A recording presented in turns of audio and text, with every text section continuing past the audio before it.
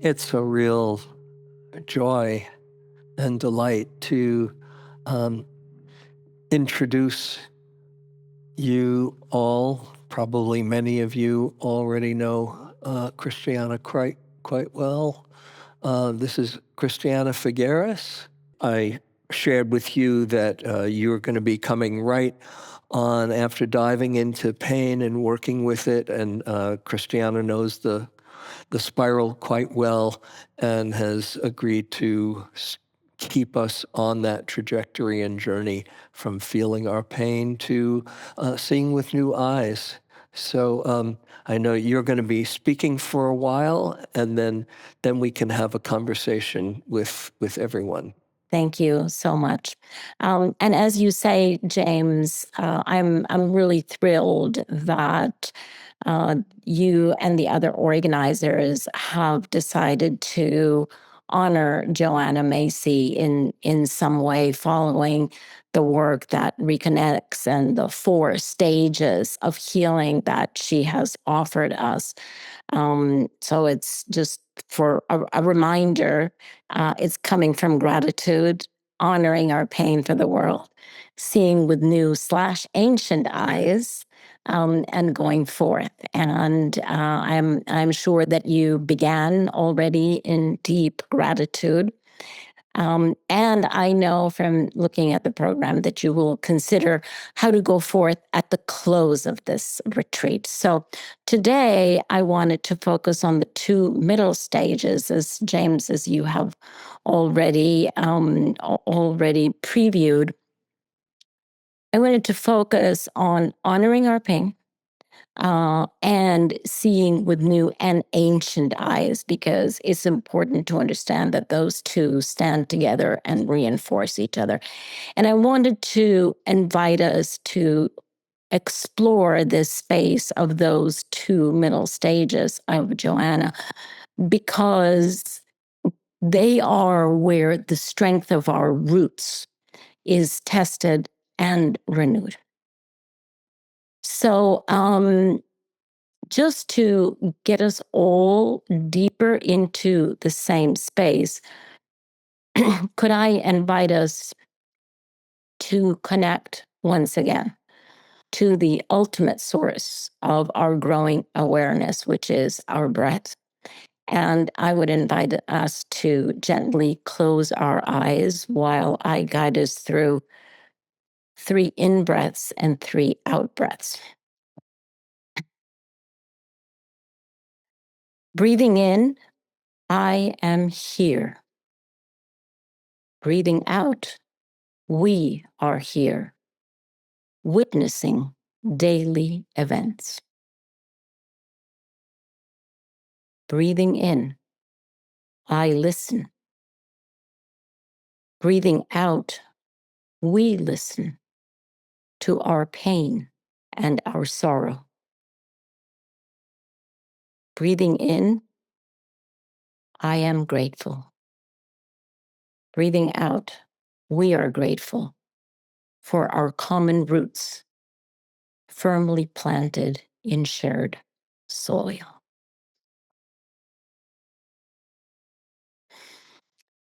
So thank you, friends. With that framing, I would like to start with a story that was recently shared with me from one of our colleagues at Global Optimism, and it was a story about Kashmir's Wular Lake. It happens to be one of the largest freshwater lakes in Asia, and it is located right at the foothills of the Himalayas. So imagine this huge, huge freshwater lake. And for generations, Wular Lake was known for its abundance of lotus plants and lotus blooms. And if you have been had the beauty of seeing them, these plants, they rise tall, very, very tall. They don't bloom on the surface. That's what makes them different to lilies. They bloom very, very tall above the lake's surface. But the actual gift of the lotus flowers in Wular Lake wasn't even the beauty of the flowers. It was their stalks, the stalks that hold these magnificent leaves. And those stalks, for generations, were harvested by the local families that surround the lake. And they were sold by these families because they're very valuable ingredients in very treasured special foods of the region. Then, 30 years ago, devastating floods changed everything.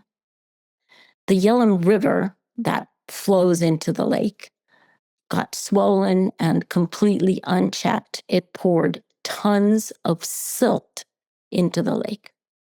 On top of that, there was poor watershed management along the shore, and there was therefore a lot of erosion compounding the damage caused by the silt.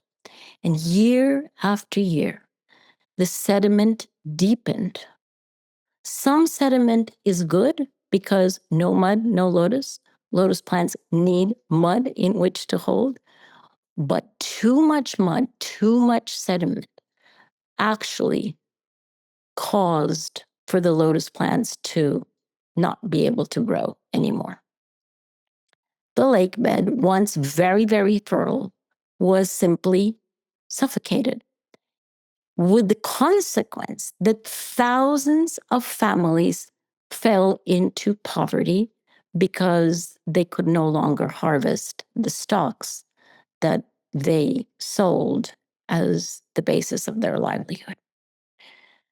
Now, 5 years ago, in a radical act of what I would call stubborn optimism, the local authorities began a very bold and uncertain restoration.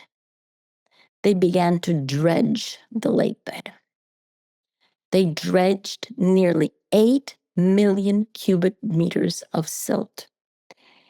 And they did so not knowing what the outcome was going to be. They put all of this effort into completely unknown results. They didn't know if life would return to the lake or not, but they persevered. And just a few weeks ago, the miracle arrived.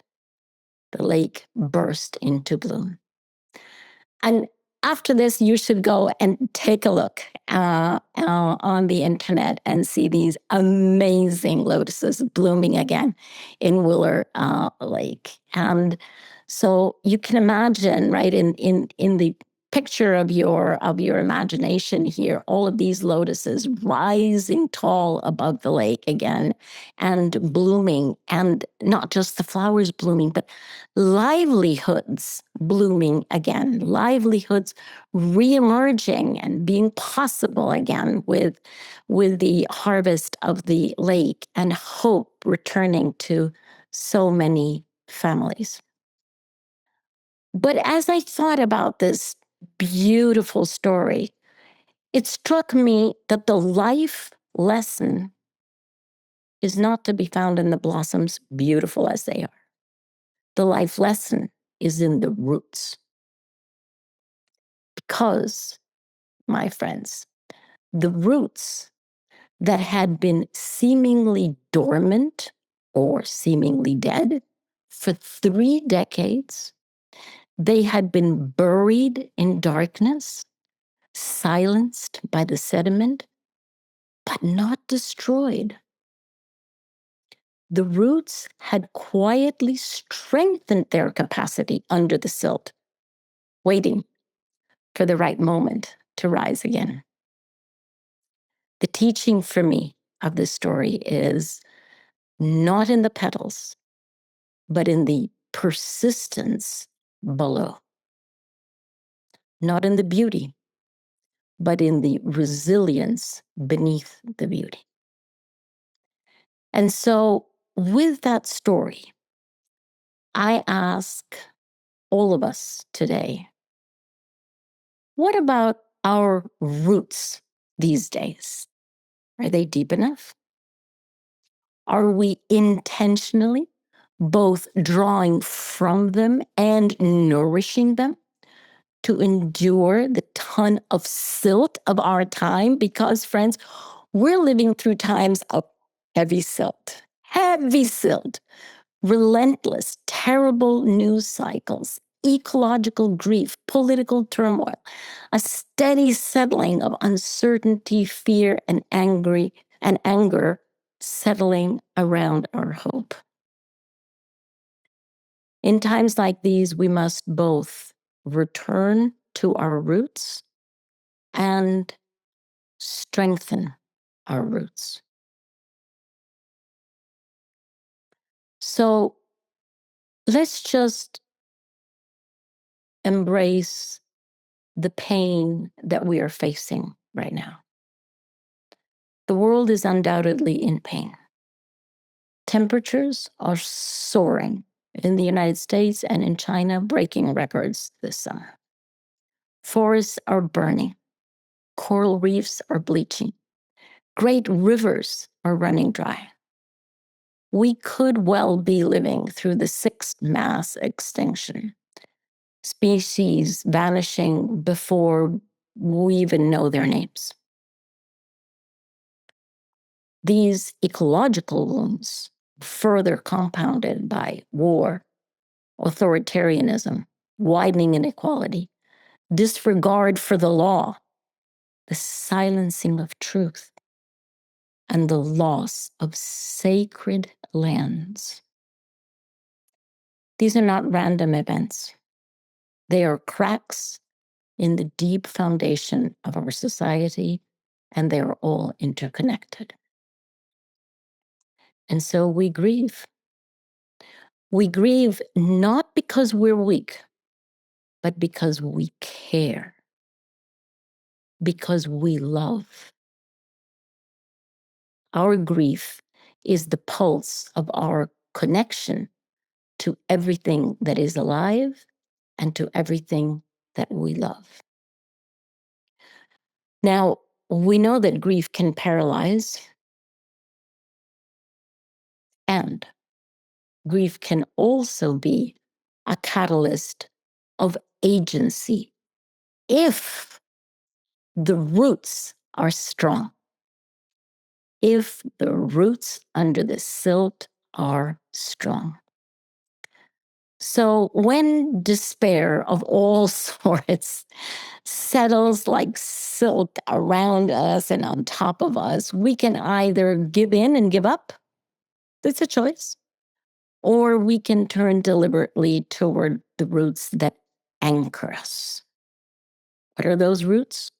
Our spiritual practices, our ancestral wisdom, our bonds with community, our love for the earth. Those are the roots that hold. Those are the roots that feed and nourish us.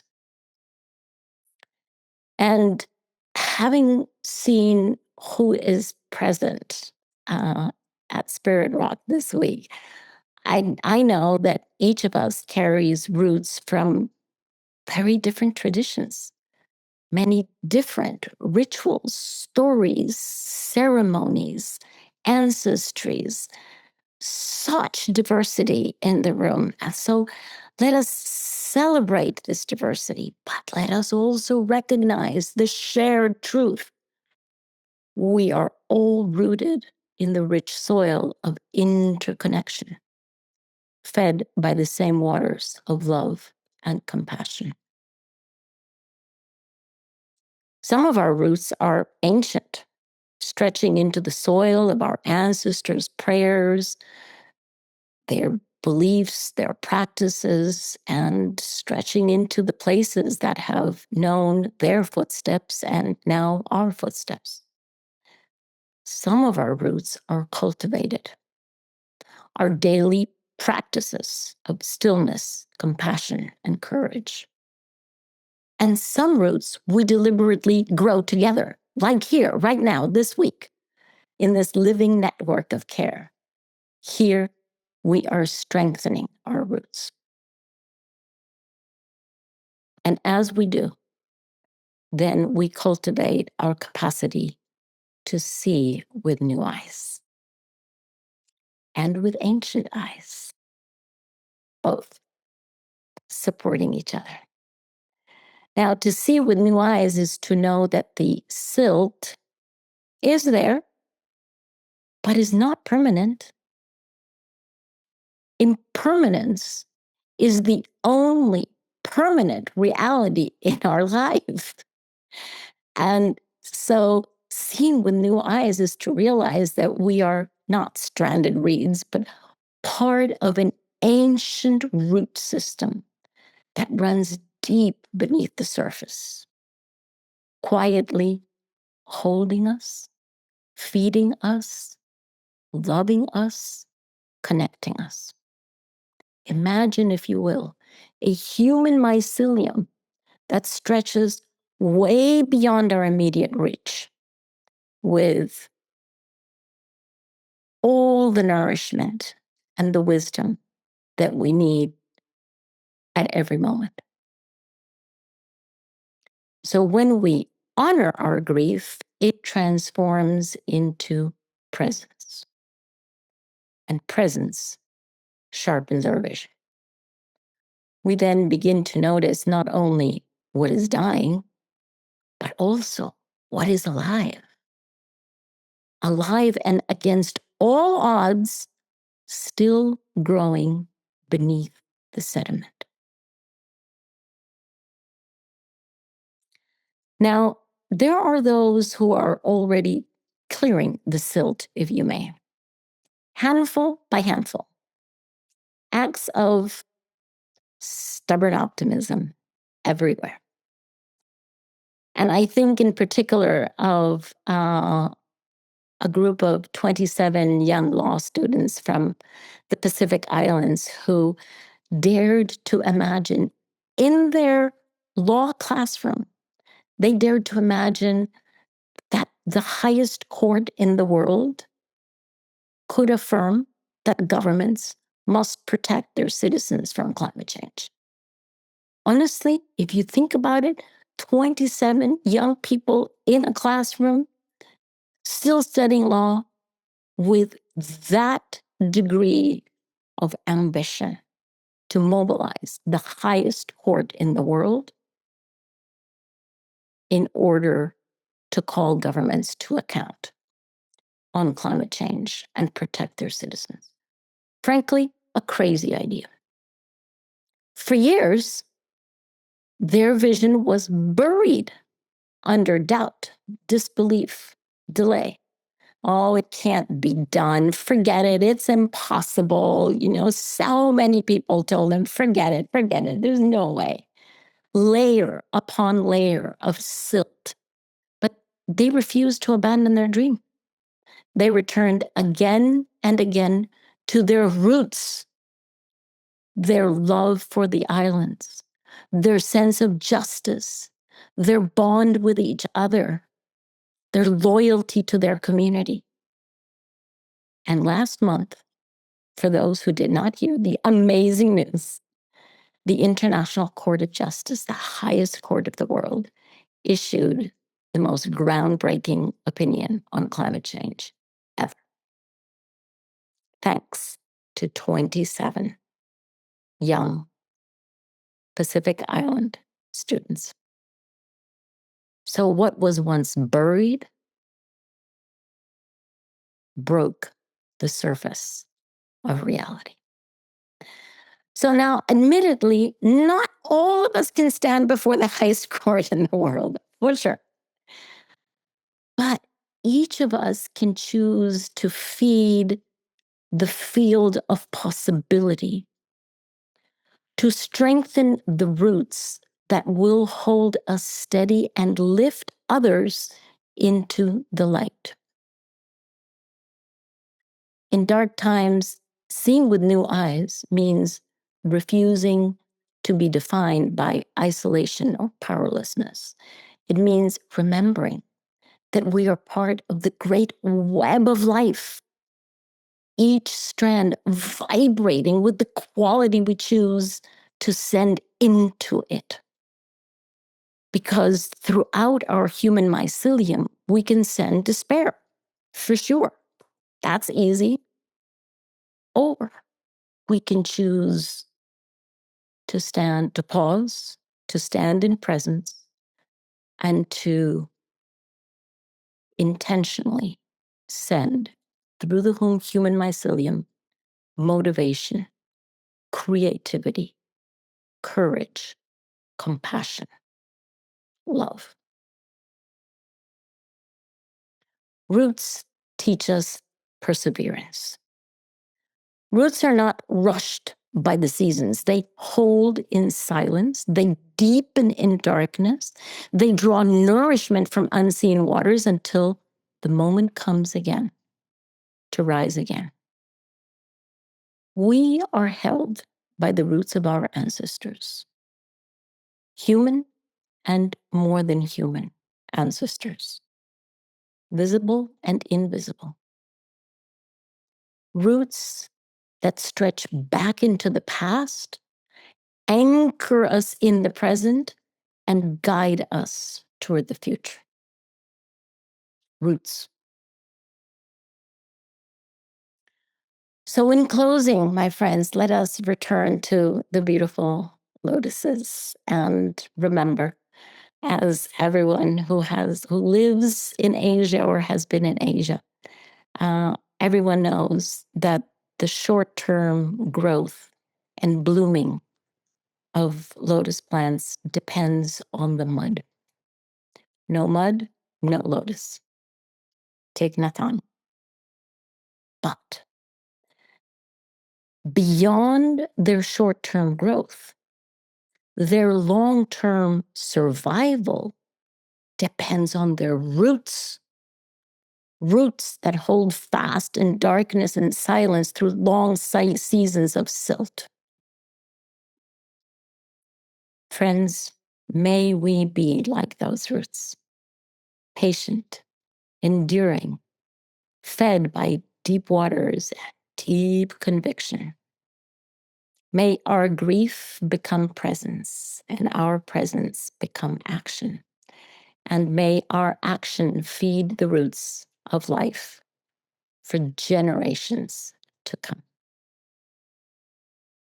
Thank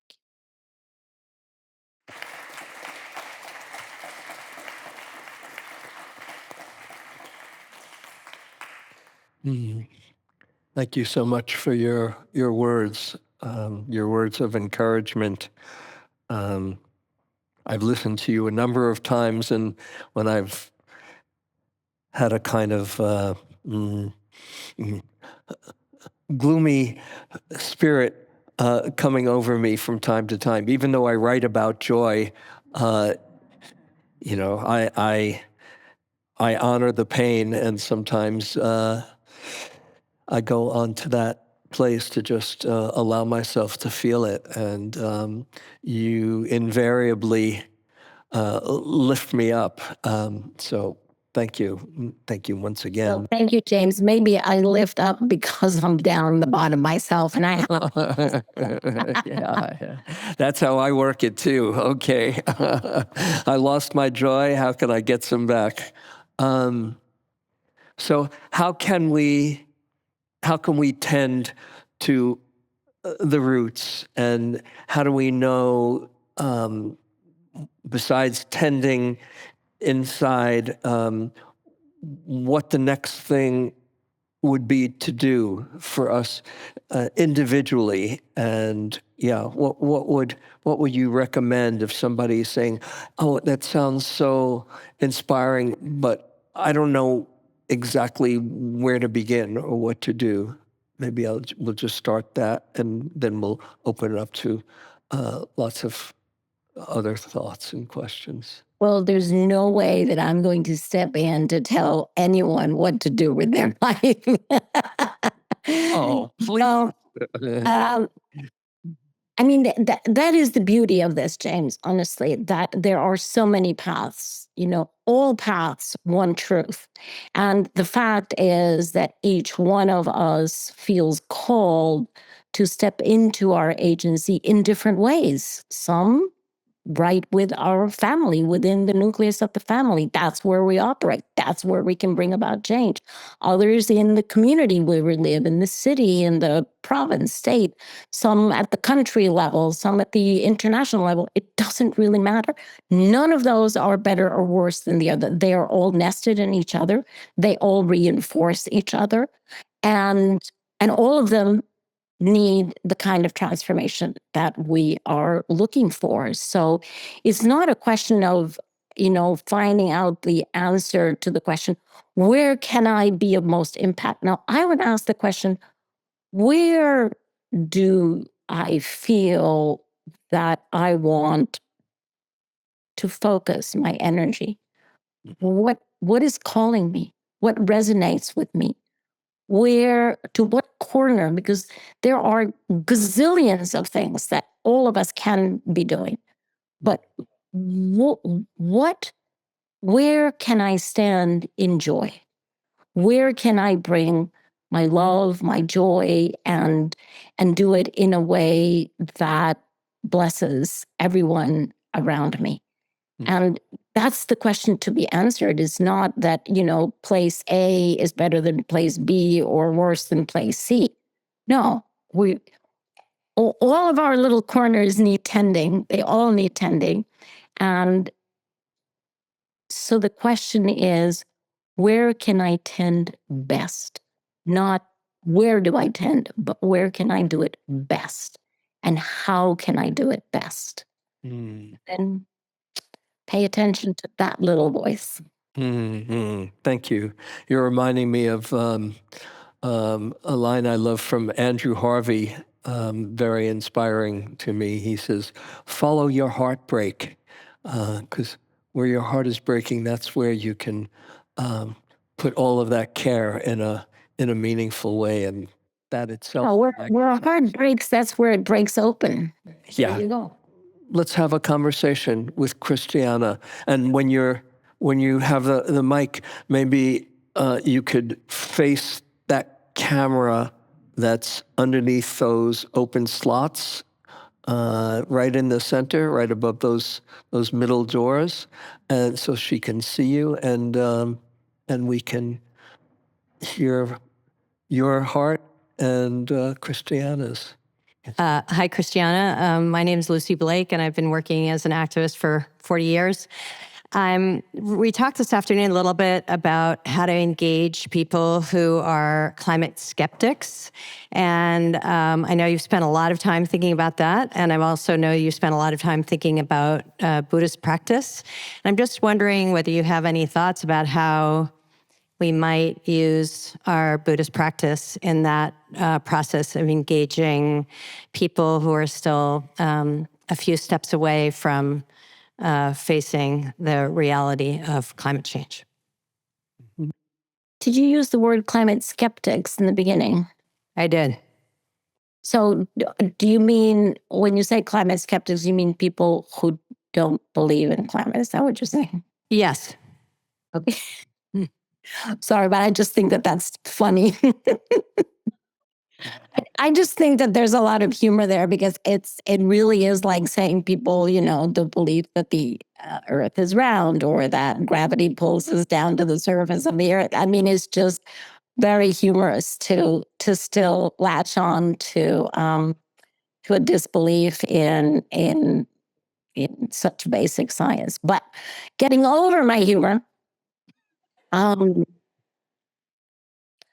think one practice that is helpful, that has always been incredibly helpful to me, is deep listening practice, because there is no way, if you have someone who has already decided that they don't want to engage on climate, or even that they don't believe on climate at all, or anywhere in that family of spatial thoughts, you're not going to convince them of the opposite. It just, it, it, it could happen, but not very likely. So I just find it more helpful to ask them questions about what do they believe in, what is important to them, what is important to them today, what is important to them tomorrow, what is important to them for their children, for their grandchildren, how do they see the future?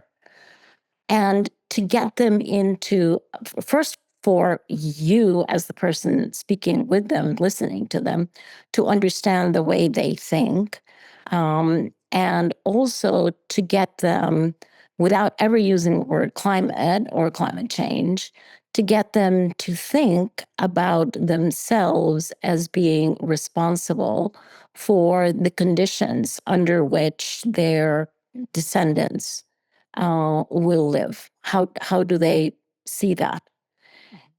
And to really understand what is important, and then have a conversation that focuses on what is important to them. So someone who is a climate skeptic, because that was your question, someone who is a climate skeptic and who's in the finance world, for example, you wouldn't have the same conversation with a climate skeptic who is a farmer. Very few farmers are climate skeptics, but anyway, just humor my example there. Those conversations have to be contextually completely different, and you have to be able to get into their shoes, wear their shoes, and understand, after asking them questions about what is important to them, what they're passionate about, where do they want to invest their energy, so that you really understand that person. There is good in every single person, even in climate skeptics. And how many questions do you have to ask until you can finally touch that? What are they passionate about? What is really important to them? And then have a conversation from there, without even mentioning climate change. Just, what does the future hold? And don't expect that one conversation is going to change them. All you want to do in a first or second or third conversation is just plant a seed. Plant a seed of stewardship, to begin to leave there the signpost that we are stewards. All of us are stewards of all future generations. And just plant the seed. Don't even say the CC word. It's taboo. Thank you. Thank you. So the key is listening and finding some kind of common ground and common rapport of caring. Mhm. Mark, why don't you come on up facing the center so she can see you. This is Mark Coleman, who I don't know if do you know, have you known each other? He's written books, Awaken the Wild, and he's a Dharma teacher here at Spirit Rock, and who also teaches nature-based Dharma. Very significant work that has touched a lot of people. So Mark, meet Christiana. Here, go up there so she can see you, right in the center. Yes. Hello, wherever you are. Thank you for your amazing work. So I'm aware that you and countless other people worked so tirelessly to get the 2015 Paris Agreement over the finish line. And that was 10 years ago now. And we've watched government after government commitment be eroded, be ignored, be forgotten about. And I'm just wondering how that sits in you, someone who cares so deeply, who works so tirelessly. How do you meet that that frustration, that disappointment, that utter disregard for the severity and the utter deadline that we're up against to make these seismic changes. How do you work with that internally, given that you work so hard, were successful, and yet, 3 steps forward, maybe 4 steps back? I'd love to hear your thoughts on that. Thank you. Thanks, Mark. Well, first of all, thank you for your leadership and for all the work that you do. I am not disappointed. I'm not frustrated. I'm actually every day more and more surprised because I don't expect progress to always come from the same sources. I look 360 degrees and I look for where is progress being shown? Where is there evidence of moving forward? And that is what I focus on. I also sense that national governments, subnational is a different issue, subnational governments reached their maximum responsibility in December of 2015 when they unanimously adopted the Paris Agreement. That was their maximum responsibility. The Paris Agreement in and of itself has had what analysts call the Paris effect, which has been well studied and is throwing up more and more data about the transition that is occurring in the energy field with batteries, with transport, with buildings, with materials. There are field after field. Sadly, not the land use field. That is very far behind. Everything to do with forestry and in fact agriculture.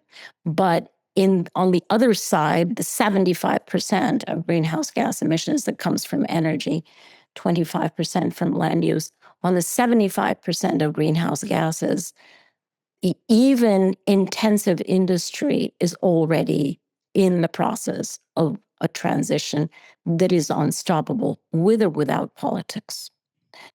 So it is completely correct that within the formal negotiating process, including COP30 now in Brazil, et cetera, it is completely correct and understandable and expected that those governments that are very responsible are still pushing for more and more international agreement and more policy. And that is not where most of the progress is coming from. Most of the progress is coming from everywhere else. Most of the progress is coming from industry, from corporations, from finance, from what I call the real economy. It is no longer, or at least right now, it's not climate diplomacy that is actually pushing this forward. It's actually climate economics. And the new economy is rising. There is no doubt about that, with or without the Trump administration. The new economy is rising. The new economy is taking over.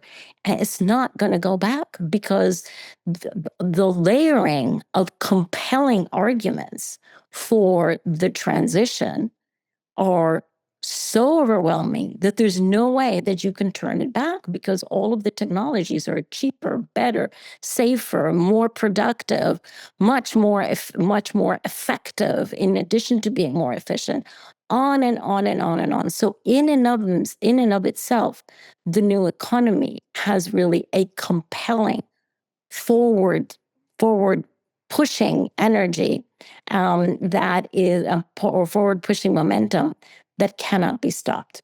Now, we have obstreperous governments. Yeah. So someday they'll change, or maybe they won't. It does not stop the advance. If you understand and you can see, depending on what lenses you use, where progress is coming from. I frankly do not think that most progress right now is coming from national governments. A few, but not from most of them. And that's fine. totally fine. You know, my boss, the atmosphere, she doesn't care. She does not care where progress comes from. She just calls and she goes, so Christiana, is there any advance? Yes, there is. It's coming from the light transport sector. Thank you very much. I'll call you tomorrow. It doesn't matter where it's coming from. She only cares about, is there progress? Having said all of that, Mark, we are far behind. Okay? We are far behind where we ought to be. There is no doubt about that. And the fact that there are so many scientists that are now really concerned that we may not be able to stay under the 1.5 degree threshold is very scary. Is very, very scary because of the unbelievable consequences of that. So whether the advance of technology and all in the investments that are being made will be able to catch up with the very, very fast moving negative consequences of climate change, we don't know. We don't know. But our duty is to push and pull there where most progress is possible. And right now, that is not with national governments. Can I ask just one quick follow-up question, which is within what you were saying, I'm hearing you talk about, I forget the name of your podcast, but something around optimism. I'm hearing a cautious optimism despite the tremendous obstacles that lie ahead, whether that's from governments or corporations or whatever. Do you feel optimistic, or where do you stand in that as you gaze forward, and how hard as that is to do?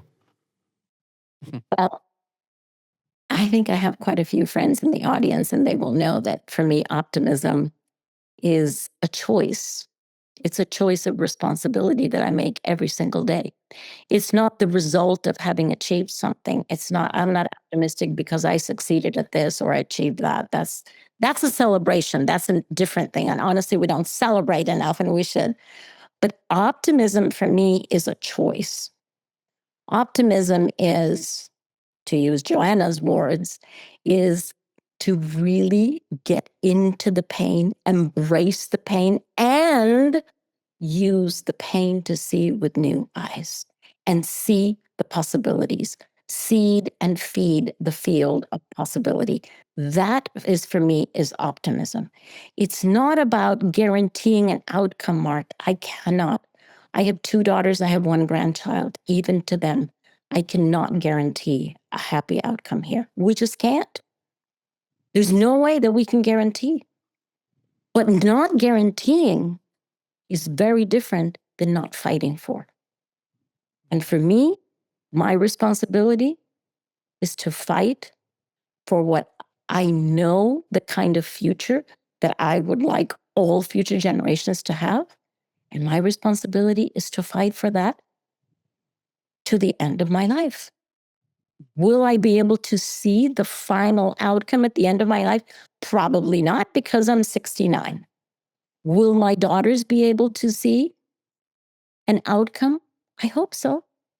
I hope that they will be able to live, and experience in a much better world than you and I live in right now. Thank you. Thank you. Yeah. I feel so inspired.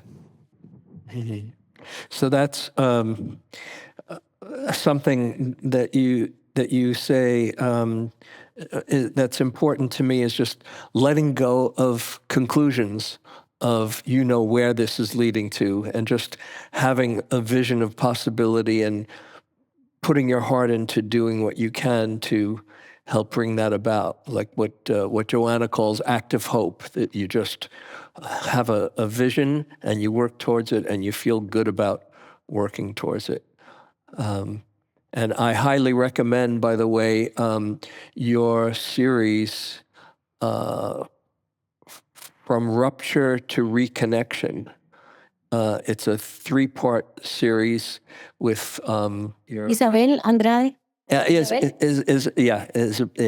it's fabulous, and I listened to it just at the end of a self-retreat that I was doing last spring, and I was needing to get a little bit of inspiration, and when I heard you say it doesn't matter what decisions are being made by the government.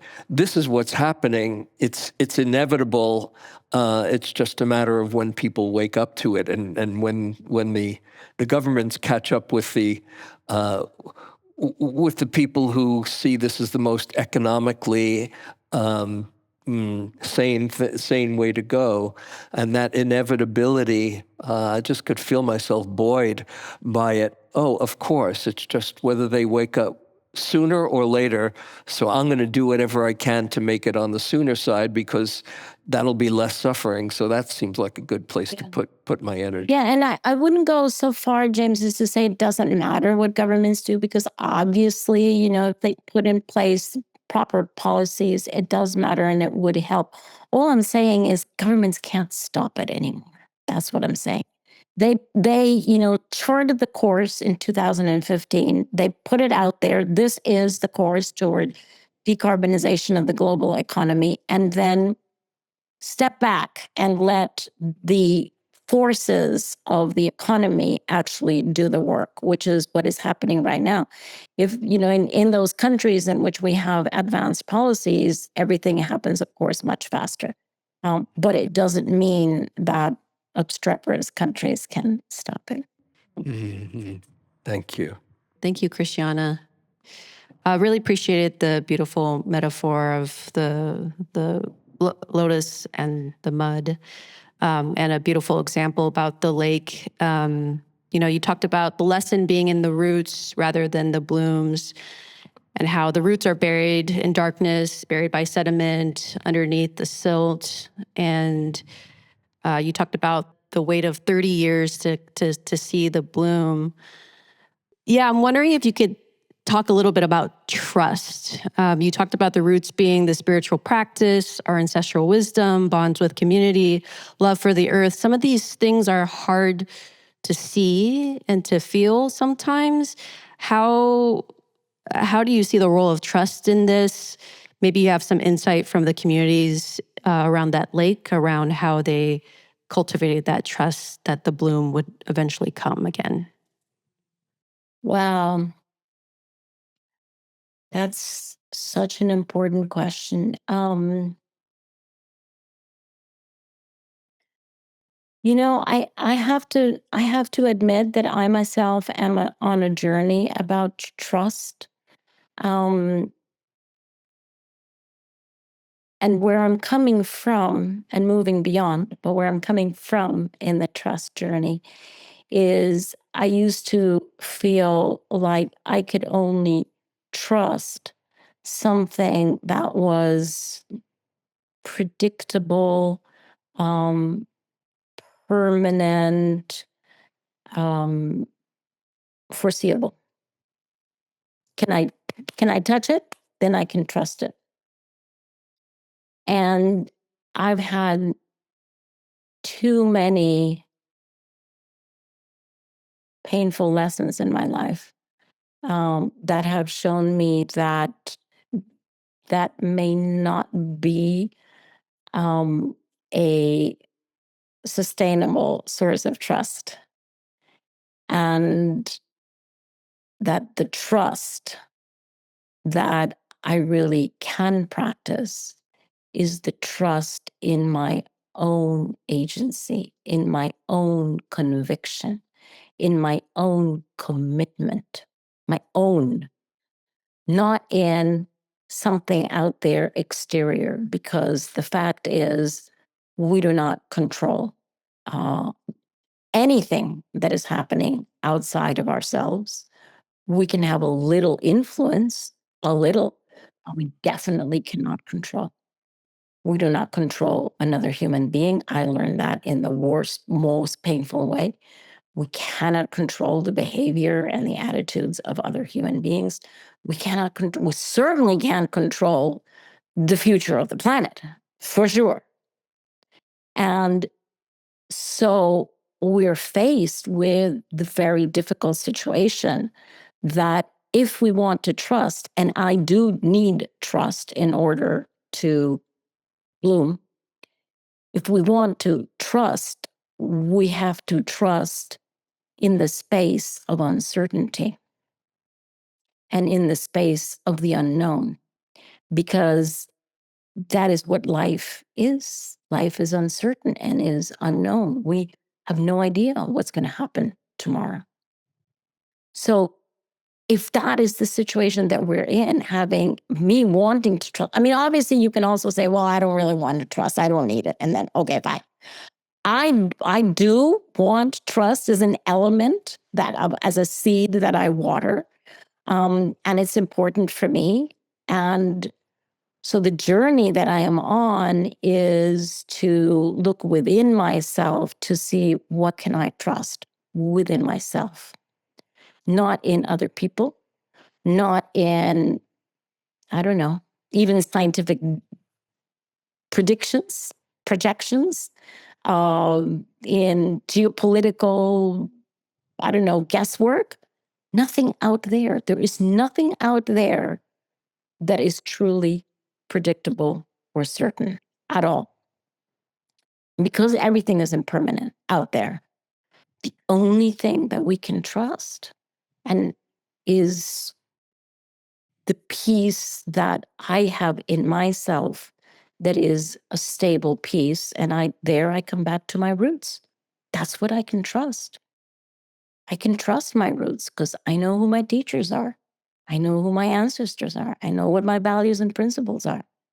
That's what I can trust. And that's the foundation that I stand on.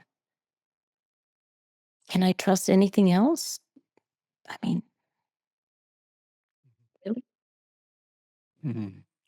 It's a journey. It's a journey. It's a difficult journey. And I have to tell you, it hasn't come without pain. But that's the journey I've been on.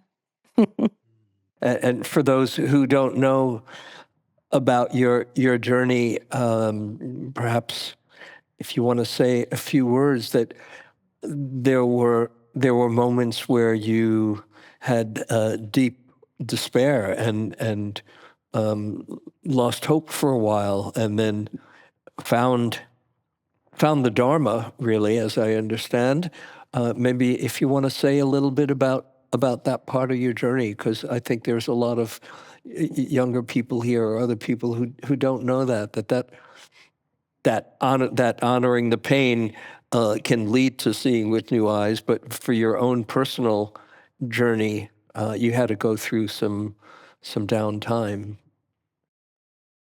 Yeah, that's a diplomatic way of very diplomatic, James.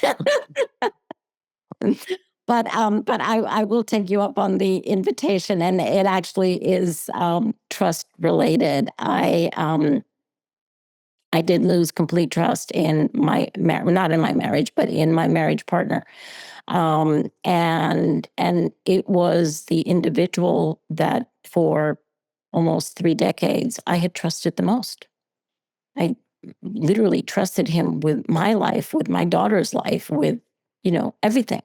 And the huge pain was to realize that I couldn't trust him and that he had betrayed everything that we had built. And I really went into serious, not just depression, but I got suicidal because all of a sudden that which I trusted, the only thing that I trusted, the only person that I trusted, became so untrustworthy. And that is when the universe brought me into contact with the Plum Village tradition and with Thich Nhat Hanh's teachings. And that's where I discovered a very different way of seeing, in a very different way of knowing, in a very different way of thinking. And yeah, so I've been on the journey since then. So your question about trust, hits very deep. And it is one of the most important journeys that I have been on for 12, 13 years now, with that end result, or at least currently. I mean, tomorrow I could maybe be somewhere else, but today, currently, I can only trust my roots. That's what I can trust. That's what I stand on. I do not stand on anybody else's foundation. I stand on my own. Mm-hmm. And if I can bring in one of my favorite teachings of the Buddha, where getting off the wheel of samsara and just going round and round, that another teaching starts with suffering, and it says that suffering can lead to faith. This is transcendental dependent arising. Suffering, when understood or given some way to hold it, faith can arise. That's the second in this list. Out of faith, from faith, gladness can arise, joy, happiness, concentration, peace, all the way to enlightenment. So when people say, well, how is that so? And I often ask, how many people here have gone through really difficult times and that have led them to look for some meaning, or that have deepened your spiritual life? Anybody can relate to that? That's how it works. You can see most every hand is up.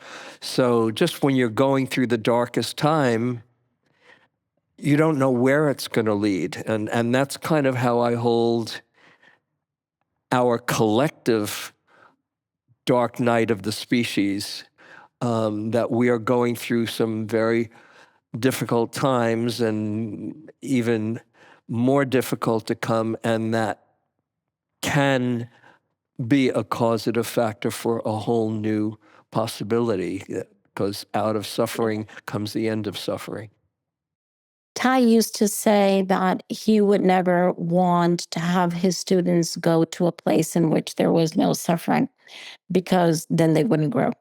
So that was his way of explaining to us that so much growth comes from suffering. And not to contradict my teacher, but I just gave myself a few days of total silence and went back to Eckhart Tolle the other day. And I stumbled upon a sentence from Eckhart Tolle that just blew my mind. And it is the following sentence: suffering is necessary until it is no longer necessary. And when I read that, I just burst into laughter. I went like, oh my gosh. Of course, suffering is necessary for growth. That is where most of the growth, right, takes place. No mud, no lotus. You have to have mud in order to have the lotus. Absolutely agree. But the humor that Tolle brings to it, to say, until it is no longer necessary. And that was a real eye-opening to me, because there does come a time in which we can continue to grow without the depths of suffering. Or in Ty's words, if we know how to suffer, we suffer less. So it's not that we want to condemn ourselves to eternal suffering in order to grow and in order to become a wonderful person. It is, how do we deal with those? How do we manage? How do we embrace? How do we transform those feelings of suffering in order to be able to transmute them into the feelings and the thoughts and the actions that we want? And then over time, once that practice has become more rooted, then we don't have to continue to go into that depth of suffering. And I just thought that was such a liberating thought, and such a liberating feeling, because otherwise I feel like, well, I want to continue to grow. Does that mean I have to suffer until Yeah. my whole life? Maybe not. Ah. Well, that's the essence of what the Buddha said. He said, I teach suffering and the end of suffering. So it wasn't just, suffering, good luck, and hang in there with it. This is, you learn from suffering to come to the end of suffering, or at least a relationship with the dukkha that's part of life, so you're not adding on suffering. And there's freedom in there. So, yay, team. Yeah. Other comments, questions? We have a little bit more time. It was from the back. Hi, Christiana. My name is Crystal. I'm with People Power Solar Cooperative. One a little lighthearted question. I'm curious to know if you have a crystal ball that you can see into the future. How far do you want to see, and what would you like to see? I love that. I don't have a crystal ball. I have a blue marble that reminds me that oceans are always part of the planet. I don't have a crystal ball, but what would I like to see? I would like to see more of a phenomenon that I'm already recognizing, and that is the evolution of the human species. Because my sense is, and you will all have experienced this, is that we are slowly but surely evolving in our awareness and in our consciousness, and above all, in our relationship with the rest of nature. And what I would like to see more of is where that intimacy, because we're so interwoven with the rest of nature, is no longer an exception to the rule, where that has become so normalized that we no longer think of ourselves, humans, as being superior, exceptional beings that have the right to extract, use, discard, own, abuse the rest of nature and the rest of human beings. How do we think that we have the right to do something like that? And I do think that there are so many people in my generation, but above all, so many people in generations below me that just understand that without having to reach for it. It's not the way that I was born into thinking and acting. It's something that I have had to cultivate. But I see generations after me where it's just, well, of course, we're part of the rest of nature. Yeah. Well, why is that even a topic? That is the kind of normalizing that I would love to see, because once we understand ourselves to be one little pearl in a large web of life, intimately interwoven with all the rest of the living beings, and in on the planet, then our relationship to everything else will change. Our relationship to other humans will change. Our relationship to ourselves.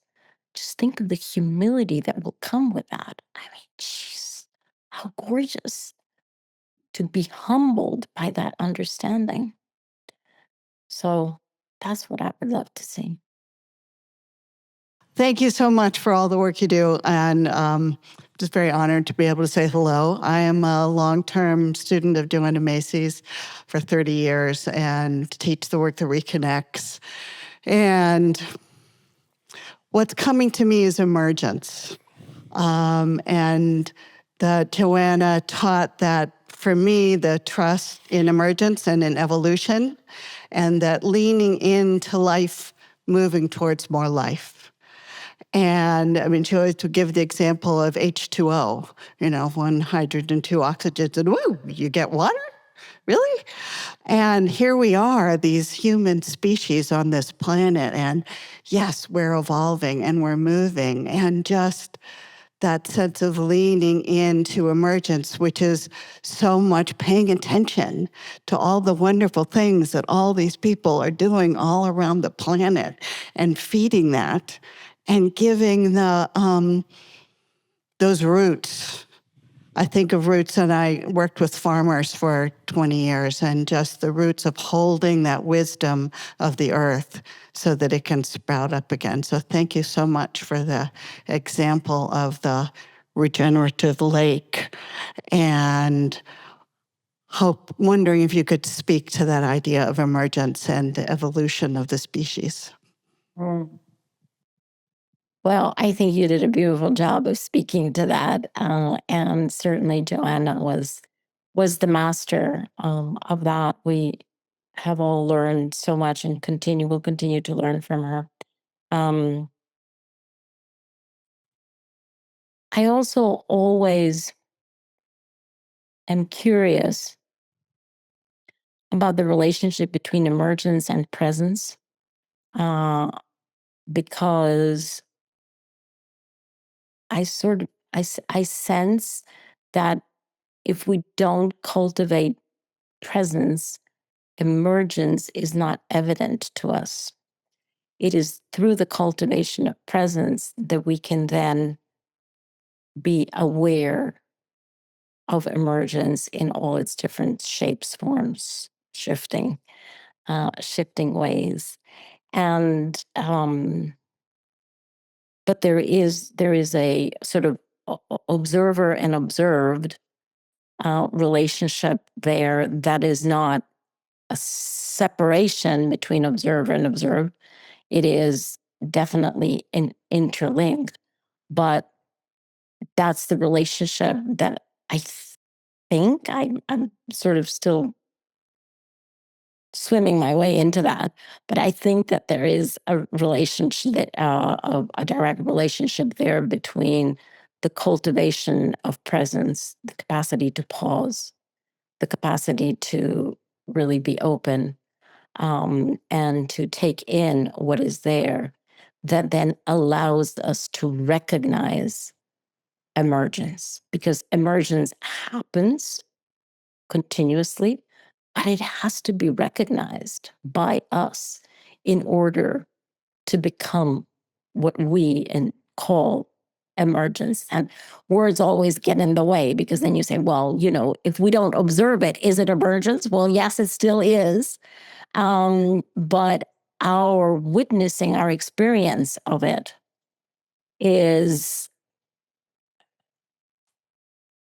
depends on that capacity to be present to the emergence.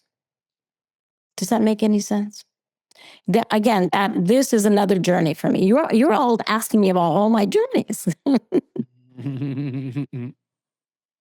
This is Kristen Barker, who is the director of One Earth Sangha, which is, do you know One Earth Sangha? It's a fabulous platform. Hi, Christiana. I'm trying to put together in one aspect of this metaphor, which is the drudging. The drudging, and there's something that I kind of love it. I got to say, I kind of love it, because it's not pure. It's not, the drudging machines are emitting carbon, right? It's a machine. There were certainly microorganisms that had developed on the bottom of the lake in those intervening years. And I think that one of the things that trips us up so much is that everything that we do on the behalf of goodness and forwardness has to be, to use a Buddhist word, blameless. What was the word? Blameless. Blameless. Blameless. And I feel like it's actually a moment for us to be thinking about a different word. Blameless can, I won't pick on the Buddha because I love him so much, but it may be in the translation that something got turned, how blamelessness becomes the craving for purity. Mm-hmm. And that's a trap. And that it is the animistic indigenous ways of looking that have the much better word, which is that we take from nature, of course, because I can't do this without hurting little microorganisms, right? I'm rubbing my eyebrow, right? I can't do that. We know too much that to live is to be complicit in some kind of killing, right? Like people used to make fun of vegetarians because it's like you're killing the broccoli, right? But so but what is lacking is reciprocity, the giving back and the giving more.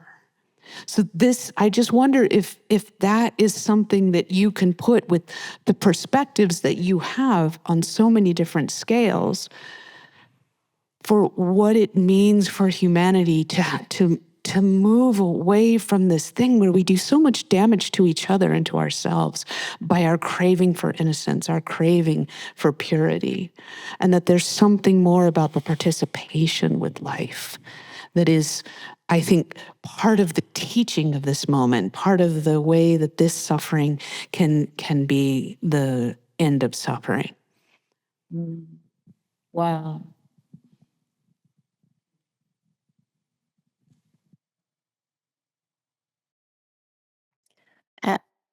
I totally agree with you. And I'm just going to offer two other words that I think mirror, but please tell me, mirror what you're saying, and that is momentum and perfection. And those are two concepts that we work with a lot in our team, because we sense that there is a school of thought, the purest school of thought, that expects perfection from politicians, from corporations, from individuals, from leaders, from whoever, from self perfection. And we just don't think, and because we know that perfection is never really on the table, then we go to blame. That's not blamelessness. That is full of blame. And so that school of thought moves between the expectation of perfection and the demonization of whoever or whatever was expected to be perfect, because it is not perfect. And I just think that those two are, both of them, unhelpful, both the expectation of perfection as well as the demonization. They are unhelpful because they are at two extremes of reality that doesn't really represent the human experience. And so for us, we prefer to put our energy into momentum, into constant improvement, into betterment, into growth. So for me, I'm not looking for people or corporations or leaders who are perfect. I'm looking for people, corporation, or leaders who yesterday were at some baseline by self-admission, and today, by self-admission, they have improved that baseline and they're committed to continue to improve that baseline, whether that is environmental responsibility or whether that is personal growth or whether that is their spiritual practice or, whatever it is. But for me, I just resonate more with someone and realities that are on, well, let me use the word again, that are on a journey in a certain direction. So for me, what is important is not perfection and demonization, but rather direction, what direction, and movement toward that direction. Those are the two that I look for. Those are the two that I expect myself to have and that I look for in other people, because I just think that that's more helpful and it's more supportive of our human experience right now, that we're neither perfect nor demons. We're entities that are doing our best. And so when I meet people who have a clear sense of direction and are doing their best to move in that direction, and it doesn't mean that every day they can actually chalk it up to one more step in the direction, because we all have steps backwards, fine.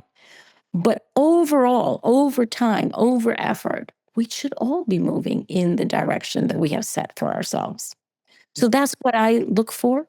I don't really look for, as you point out, the purest view, because it only leads to the other side, the demonization. Yeah. I just want to make a personal, like, it's so beautiful what you're saying. And I didn't connect this up until this moment, that my beloved stepfather, who devoted himself to education, as he was dying, he asked me, he said, "Kristen, never stop learning." And I said, I promise you, I will never stop learning. And that was my promise to him. So I didn't connect that to even my question until just now. So thank you. Yeah, it's beautiful. Lovely. Yeah. Thanks. And you're reminding me of one of my favorite lines from my favorite Dharma treatise, the Third Zen Patriarch of China, who says, to live in the highest realization is to be without anxiety about non-perfection. That's when you know you've really made it. Yes, exactly. So it's time for us to wrap up. Any last words that you'd like to leave us with? You've said so many beautiful words, and just any last thought? No, nothing. Thank you. Thank you so much. Again, once again, I'm so sorry that I'm not there. It's just never the same to do it this way. But I really thank you for that generosity. And I am sure that you're having an absolutely glorious week. I hope it's a difficult week. I wouldn't. Like you said, you don't want to wish suffering. Not more suffering, but it hasn't been too difficult. It's been a love fest so far. But there's one more day, so who knows? Okay. Thanks so much, and let's just we can.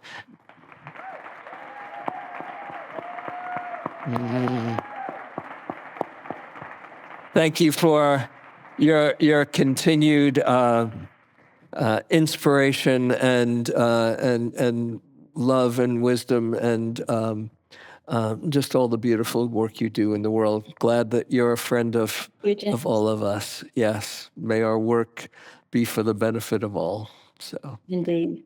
thank you, Christiana. Bye. Bye. Bye.